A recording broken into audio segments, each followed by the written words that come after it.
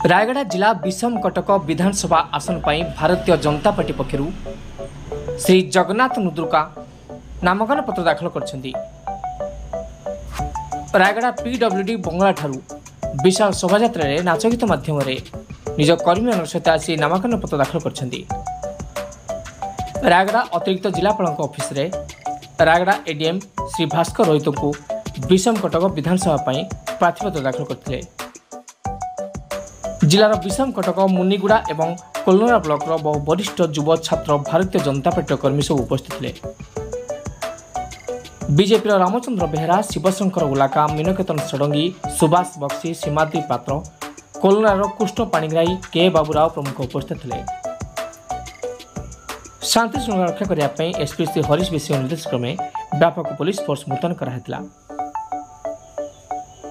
Raigarh Subrat Choudhury report.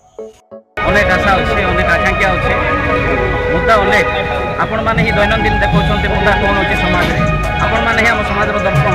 दैनंदिन देखा मौलिक समस्या कोटी पीवा पानी कोटी रास्ता घाट कोटी चिकित्सा कोटी शिक्षा क्षेत्र में आपण मैंने देखा आपण मैंने आम दर्पण लोक पाखक आप जी देखुं आम ताठ अधिका कहबू एवं जे दीर्घ 18 वर्ष है गोटे पारक सरकार ओडिशा रे शासन कर 18 वर्ष लगे गोटे मौलिक समस्या समाधान करने तल दिन आपर दायित्व संपन्न मीडिया बंधु मैंने निश्चित भाव मुझे धन्यवाद देवी जिते सब समस्या अच्छे लोकलोचन को आणुंट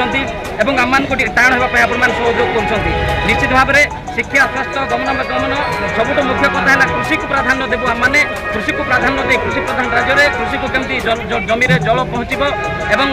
कृषक मानकर आय जीवन द्विगुणित हम से जत्नवान हेबू और प्रयास करूँ लोक परिवर्तन चाहते डबल इंजिन सरकार चाहते विकसित भारत कथा कहते एणु यशस्वी प्रधानमंत्री श्रीजुक्त नरेंद्र मोदी सारा समग्र विश्व में जमी भारत ना को गौरवान्वित कर